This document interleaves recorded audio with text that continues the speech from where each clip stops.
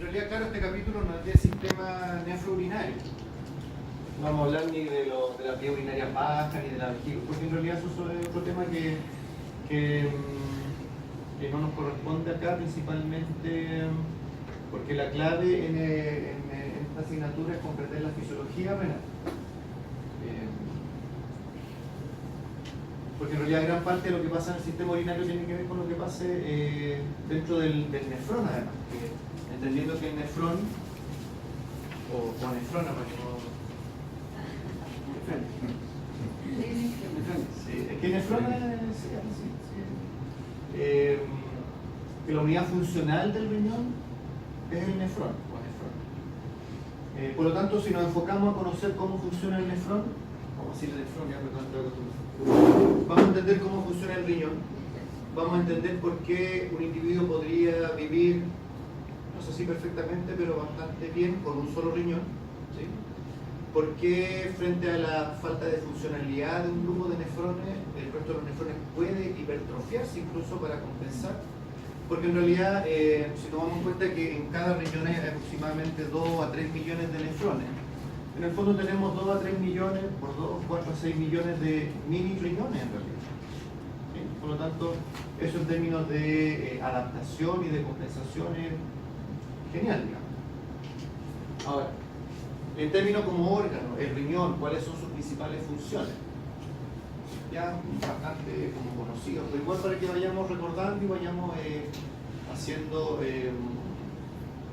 detallando algunos de los conceptos. Primero dice, eliminación de productos de desecho, ¿sí?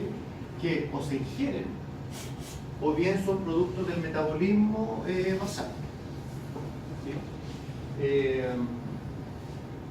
Esto es lo que hace que el riñón sea un órgano que está sumamente expuesto a la toxicidad, porque tiene que lidiar con todos los desechos del metabolismo. Es lo mismo que pasa con el hígado. El hígado tiene una función de transformar sustancias que pueden ser potencialmente tóxicas para el organismo en sustancias menos tóxicas. Pero si estas sustancias superan la carga de trabajo de estos órganos, claramente se ven afectados. Es como el veterinario que trabaja con enfermedades infecciosas, digamos. El que está más expuesto a enfermarse precisamente porque tiene que lidiar con esto a diario. Segundo, del momento que su principal función es la de filtrar todo el volumen plasmático de un individuo, tiene una importante función en regular el volumen y la composición de los líquidos corporales, y eso nos obliga a recordar las primeras clases.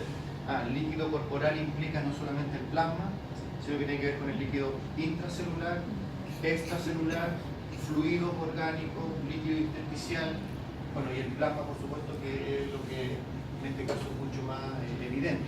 ¿Y por qué influye en la composición? Porque como vamos a ver en el funcionamiento del nefrón, cada parte del nefrón cumple funciones de reabsorción de sustancia, eliminación de sustancia, reabsorción de agua o eliminación de agua. Por lo tanto, lo que nosotros veíamos en el práctico como la densidad urinaria, que tenía que ver con la relación entre el soluto y el solvente dentro de la composición del riñón, está claramente influenciada por un nefrón que funcione adecuadamente. Por eso entonces cuando un individuo es insuficiente renal, eso en general tiende a homologarse a que 2/3 de los nefrones dejan de funcionar. Todo este equilibrio, tanto en términos de volumen de agua como en composición de los líquidos, tiene que verse afectado. Ahí es, de los 2/3 que dejan de funcionar de su todo, o hay falla en esos 2/3. Lo que pasa es que, claro, en ese sentido, las patologías y las insuficiencias renales se pueden clasificar en tubulopatías, porque vamos a ver que el nefrón se compone de un glomérulo y de túbulos, o de glomerulopatías. En ese sentido, cuando ahora conozcamos cuál es la función del glomérulo, cuál es la función de las distintas partes de los túbulos, uno después va a poder de tal manera predecir o interpretar qué debiera fallar en un individuo que solo está fallando el glomérulo, es decir, solo falla la filtración, pero la reabsorción o excreción de sustancias y agua se mantiene. Entonces va a depender mucho. De hecho, el gran problema de las patologías renales es que en general, esto lo conversaba con su coordinador de carreras, doctor Galleguillo, que es muy dado al tema renal, en gatos especialmente, que frente a las patologías renales no hay mucho que hacer, digamos. Primero, cuesta detectarlas precozmente. Y ya cuando la patología se diagnostica, solo se pueden tomar medidas paliativas para que el daño progrese lo menos posible. Porque incluso pensar en detener el progreso no se ha perdido. Porque incluso pensar en que podemos detener el progreso de una patología crónica también es, de cierta manera, crear expectativas que podrían no ser. Y eso ocurre no solo para el riñón, sino que para cualquier órgano que sufra de alguna patología crónica. Tercero, dice, regula el equilibrio ácido-base junto a los pulmones y amortiguadores existentes en los líquidos corporales. Entendiendo amortiguadores como sustancias tampones que ayudan a que el pH tienda a ser neutro. ¿Sí? Siempre recordando que los iones hidrógenos son los que acidifican un medio y los iones hidroxilo, ¿sí?, son los que, al unirse a los iones hidrógenos y formar agua, ayudan no solo a combatir la acidez, sino que también a generar y neutralizar el ambiente. ¿Por qué nos vamos a dar cuenta de que influyen en esto? Porque cuando hablamos de la aldosterona, por ejemplo, decíamos, la función de la aldosterona es retener sodio, pero a su vez eliminaba potasio y iones hidrógeno. Entonces de esa manera estoy combatiendo una posible acidosis metabólica, por ejemplo. Por lo tanto, ¿y por qué junto a los pulmones? ¿Por qué los pulmones ayudan a regular el pH sanguíneo? Creo que en algún momento también lo conversamos, o lo comentamos. ¿Por qué los pulmones también ayudan a regular el pH sanguíneo? Porque sacan por el tema del CO2. Ya, porque si se acumula el CO2, ¿qué pasa? O pensémonos, sí. O sea, acidifica el medio, la sangre. Sí, porque el acúmulo de CO2 al unirse con el agua formaban ácido carbónico. Y eso acidifica el ambiente. Es lo que conversamos porque uno dice, pero hiperventilarse debe ser súper bueno porque mientras más oxígeno ingresa al organismo, mejor, ¿no? Respiremos más rápido. Depende de la dosis. Porque en general, hiperventilarse, claro, genera aumento, ni siquiera aumento en los niveles de oxígeno porque la saturación de la hemoglobina de oxígeno es fija, no tiene un techo, sino que disminuye los de CO2. Y por lo tanto la regulación del pH sanguíneo basado, porque ojo, nosotros necesitamos cierto nivel de ácido carbónico en la sangre, porque la disociación de la hemoglobina con el oxígeno depende no depende, pero está muy influida por el nivel de ácido carbónico sanguíneo. Por lo tanto, si yo hiperventilo, bajo los niveles de CO2, no tengo lo suficiente para formar ácido carbónico. Y por lo tanto tiendo a alcalinizar el pH sanguíneo y por lo tanto la disociación, en otras palabras, cuando la hemoglobina quiere entregar el oxígeno a los tejidos, esa entrega se hace de manera deficiente. Por lo tanto tengo mucho oxígeno en circulación, pero tengo hipoxia a nivel celular, porque la célula no recibe el oxígeno, como la insulina con la glucosa, etc.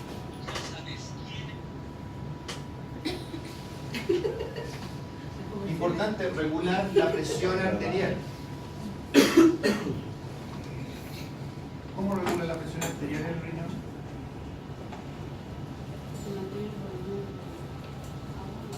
¿Cómo? ¿Y quién trabaja en eso? Gracias a la acción de quién. Díganlo, hormona antidiurética.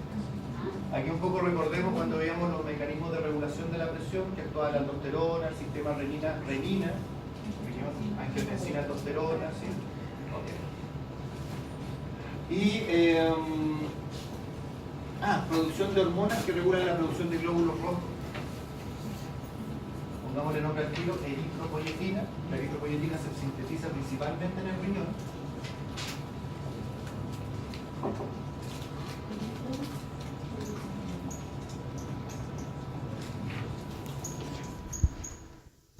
Se puede agregar esto.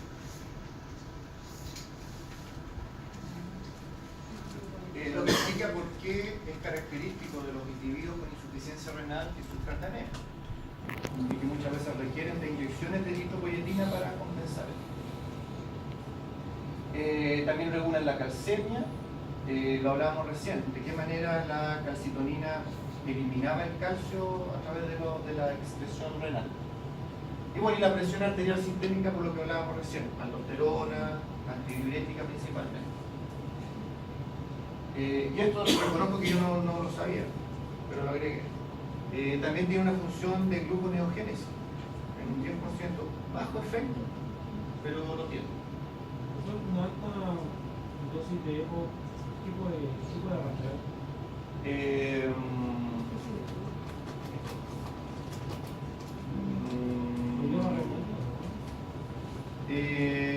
No, porque el tejido de origen es el riñón, pero el órgano, el tejido efector es la médula ósea.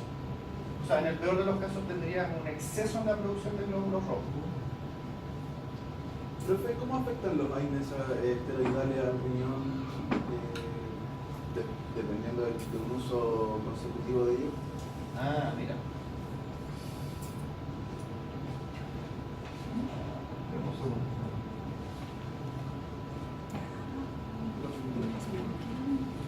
Por ejemplo, mientras descargo lo que ando buscando, ¿qué sustancias conocen que sean nefrotóxicas?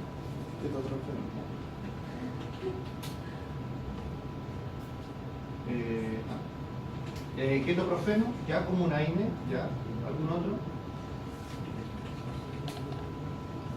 ¿El resto puede opinar con eso? ¿Qué otras sustancias conocen que sean nefrotóxicas?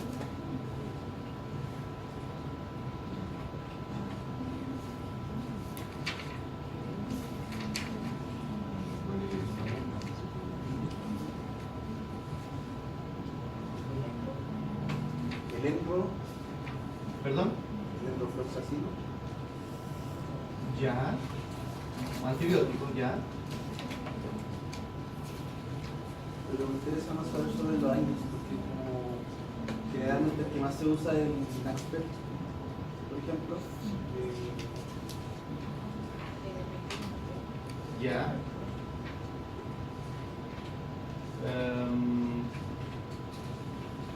Sí, pero yo hice otra pregunta mientras busco responder la suya.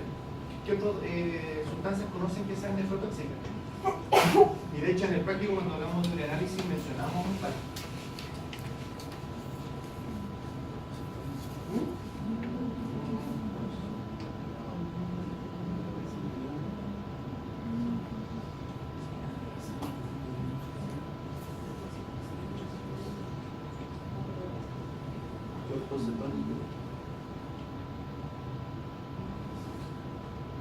¿Conocen algún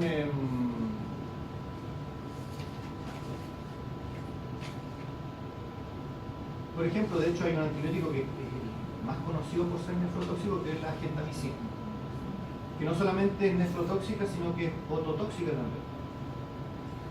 En el práctico hablamos de la hemoglobina y de la mioglobina, que eran nefrotóxicas, que provocan insuficiencia renal aguda. Pero en realidad lo que les quiero mostrar es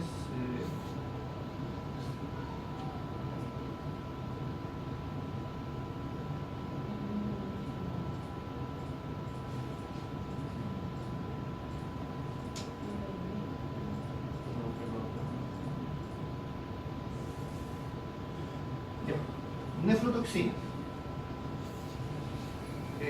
Se clasifican en tres grupos principalmente.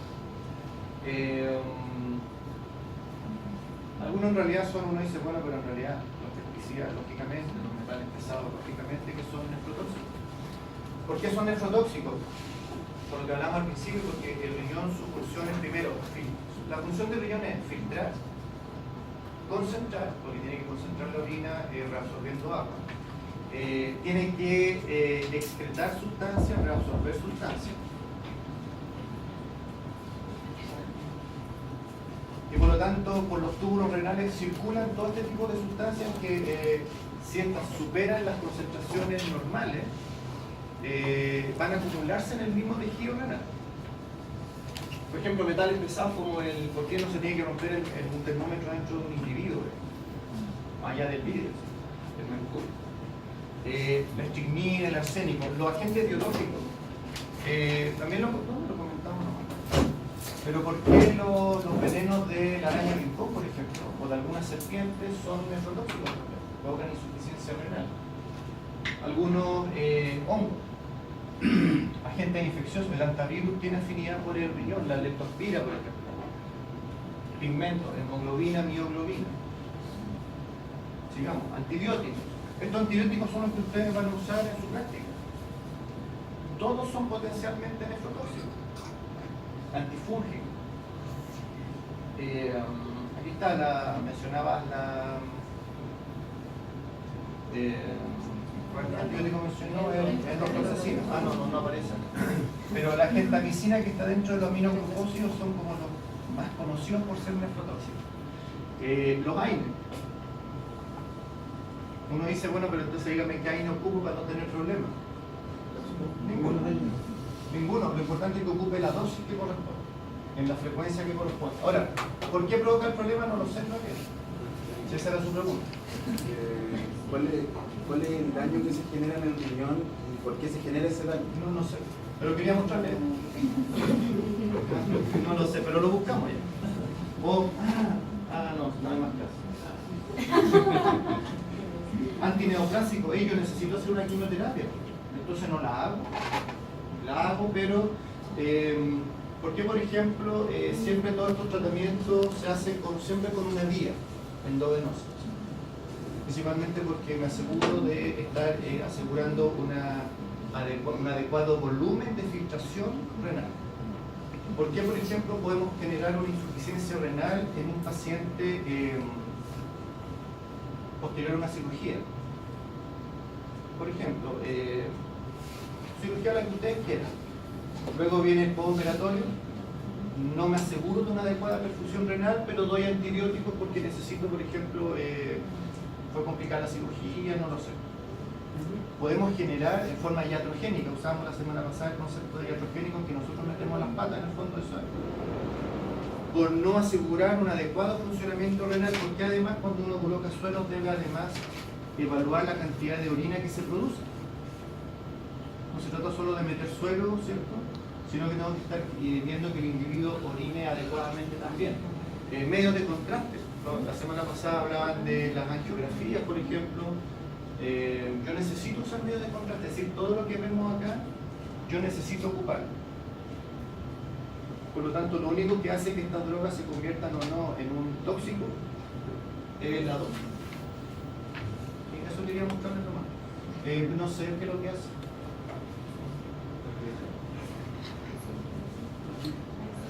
Pues si lo decía antes, perdíamos la emoción.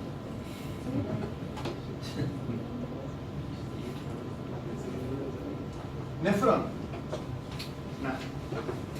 Es la unidad funcional del riñón, primero que nada. Por lo tanto, insisto, nos vamos a enfocar a conocer cómo funciona el riñón y con eso vamos a tener en gran medida claro cómo funcionan los riñones. Importante, recibe un 25% del gasto cardíaco.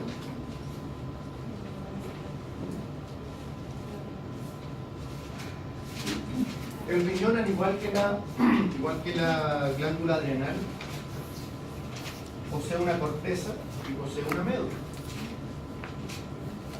¿Sí? ¿Y por qué en este caso es relevante? Porque vamos a tener distintos tipos de nefrones dependiendo, primero, dónde se ubican. Segundo, que la irrigación de los nefrones, si están ubicados a nivel de la corteza o a nivel de la médula, van a ser diferentes. Como dice acá, todos los nefrones que están irrigados en la corteza son de alta presión y de rápido flujo. En cambio, todos los nefrones que se ubican en la médula renal, son de baja presión y de flujo más lento. Porque cuando uno dice así muy suelto cuerpo, dice, bueno, el nefrón reabsorbe agua, reabsorbe sustancias, elimina sustancias. ¿Cómo ocurre eso? Tienen que haber gradientes vamos a ver que algunas cosas, Algunas sustancias se absorben o excretan por gradientes de concentración simplemente, pero hay otras que tienen que hacerlo por bombas sodio-potasio. Por ejemplo, la aldosterona, para que genere el reabsorber sodio y eliminar potasio, cuando lo natural es que se elimine el sodio y se retenga el potasio, lo hace a través de bombas sodio-potasio, transporte activo, gasto de energía. Pero todo lo que ocurra a favor o en contra de gradientes de concentración requiere de que dentro del riñón hayan, por ejemplo, para que el agua salga del nefrón, ¿qué tiene que haber afuera de los túbulos para que el agua salga? Mayor concentración de solutos que en el fondo arrastren el agua y la saquen. El agua no sale porque la empujan, el agua sale porque se siente atraída por la concentración de sustancias que hay dentro de la médula renal.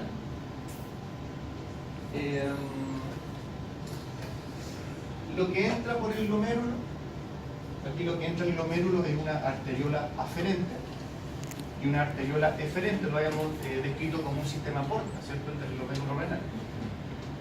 Porque entra una arteriola y sale una arteriola, aquí no hay intercambio de gases, no hay intercambio de sustancias, solamente permitir la filtración. En ese sentido, ¿qué es lo que diferencia a lo que filtra por el glomérulo y sale por el riñón? Entendiendo que este componente aquí se llama filtrado glomerular, filtrado plasmático, y aquí ya se llama orina. Principalmente tres mecanismos, lo que mencionábamos recién: filtración, reabsorción y secreción. Y vamos a ver entonces dentro del nefrón en qué parte del nefrón ocurre la filtración, cuáles partes se encargan de la reabsorción y cuáles partes se encargan de la secreción. Ahí en el fondo las partes como típicas del nefrón, en que tenemos el glomérulo dentro de una cápsula, la cápsula de Bowman, que vamos a ver de qué está compuesta. Esta es la parte glomerular del nefrón. Todo el resto es tubular, entendiendo por un túbulo proximal, porque está más próximo al glomérulo, un asa de Henle, que tiene una rama descendente y una rama ascendente, que vamos a ver de que más allá de que una baja y la otra suba, tienen funciones diferentes. De hecho, muchos de los diuréticos que ustedes van a usar, se clasifican dentro de los fármacos de los diuréticos de asa. ¿Por qué se llaman así? Porque precisamente actúan en el asa de Henle. Otros diuréticos actúan a nivel de túbulos colectores. Después del asa de Henle tenemos el túbulo distal, porque está más distante del glomérulo. Y finalmente el túbulo colector, que debiéramos decir que el túbulo colector, más que ser la parte de un nefrón, es la parte, el conducto que recibe el producto de un gran grupo de nefrones.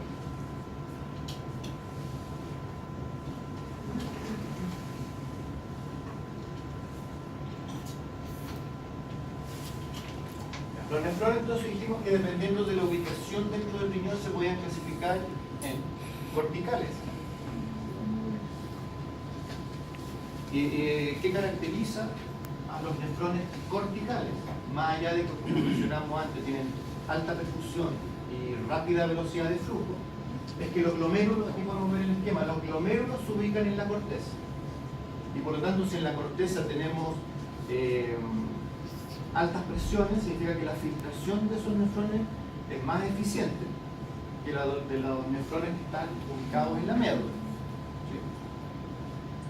¿Sí? ¿Qué es lo que queremos decir con esto? De que finalmente todos trabajan para lo mismo, digamos. Pero van a haber nefrones cuya función más predominante es la de filtración, y por lo tanto su mayor aporte a la formación de orina es a través del filtrado.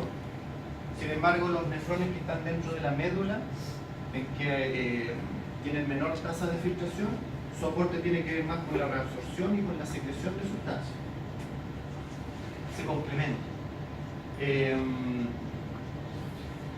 Otra característica: las asas de Henle son más cortas en este tipo de nefrones, que son los corticales. En cambio, los nefrones que le pueden llamar medulares si quieren más fácil, o yuxtamedulares, sus glomérulos están inmersos en la médula renal. Sí, muy próximo a la corteza, pero en la médula renal. y tienen asas de Henle, miren, muy largas.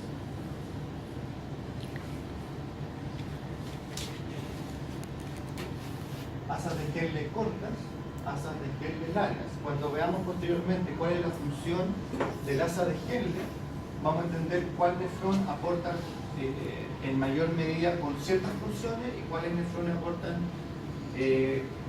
con menos funciones. Ahora, lo que hablábamos recién, para que el agua salga de los nefrones, más allá de que hay una hormona que facilite este trabajo, como la hormona antidiurética, por ejemplo, yo necesito que haya un medio hipertónico siempre dentro de la médula renal, dije, o sea, renal, que permita que el agua se sienta atraída a salir. Y esto está dado principalmente por este tipo de nefrones. Todos los nefrones que están inmersos en la médula renal tienen como principal función mantener este ambiente hipertónico y facilitar la excreción o secreción de sustancias, porque sus glomérulos están dentro de una zona de baja presión de flujo lento. Bueno.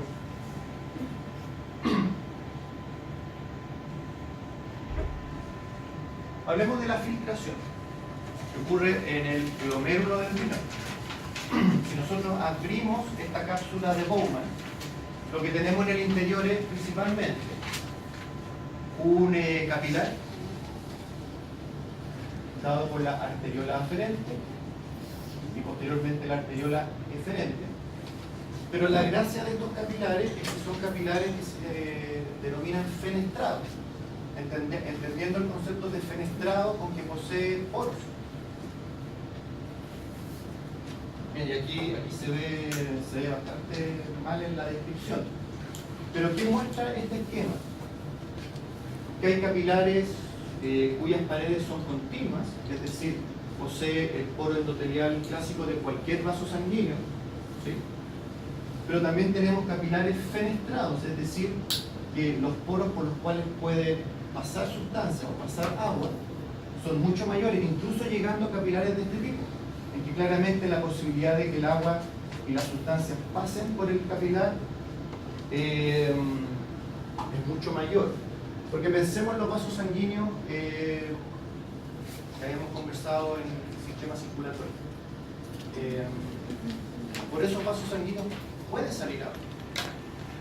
Pueden salir sustancias siempre que se vencieran o se desequilibraran las leyes de Stalling, ¿sí? Porque si uno dice, si se desequilibran estas leyes, se provocan edemas, es porque entonces estos vasos sanguíneos tienen poros que permiten que el agua salga. Sin embargo, aquí de lo que estamos hablando es de un capilar especializado que facilita, más allá de que estas leyes estén en desequilibrio o no, permiten la salida de sustancias. Eso es lo que nosotros llamamos filtrado. ¿Por qué se produce el filtrado? Por la presión. La presión que ocurre, pensemos en mangueras, por ejemplo. Esta es la arteria renal. Y nosotros disminuimos el tamaño del vaso sanguíneo, la presión inmediatamente aumenta. Y si sobre todo estamos hablando de glomérulos que están en la corteza, tiene alta presión y rápido flujo. Facilita mucho más de que el plasma salga, filtre por el capilar.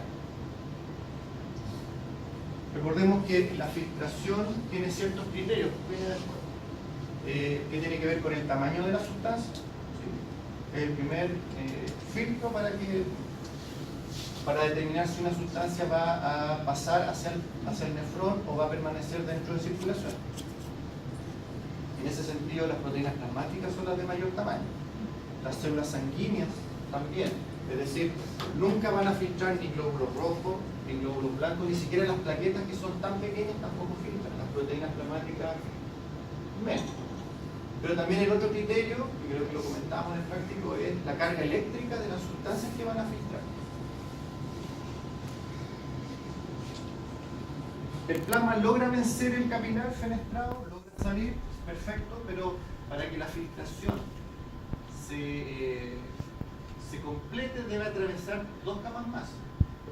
Una es la membrana basal del glomérulo, que vamos a ver a continuación de que es la membrana basal la que posee ciertas cargas eléctricas, en general tienen cargas negativas. Está cargada negativamente, por lo tanto, cualquier sustancia que esté circulando y que tenga carga negativa va a filtrar. No, porque las mismas cargas se repelen, por lo tanto, por repulsión, aunque el tamaño lo permitiera, por repulsión se mantiene en circulación. En otras palabras, ¿cuáles son las sustancias que van a tender a filtrar con mucha mayor facilidad? Las que tienen carga positiva, porque tienden a verse atraídas por la carga negativa de la membrana basal. Por otro lado, recuerden, cualquier sustancia, cualquier soluto que salga desde el capilar hacia el glomérulo va a arrastrar un equivalente de agua también, lo cual también aporta al filtrado. Y finalmente tiene que atravesar la cápsula de Bowman. Para recién entonces el filtrado entrar en la primera etapa de los túbulos renales. Lo que está a continuación. Estas son las capas. Primero atravesar el endotelio, fenestrado, es decir, especialmente diseñado para que se escape el plasma.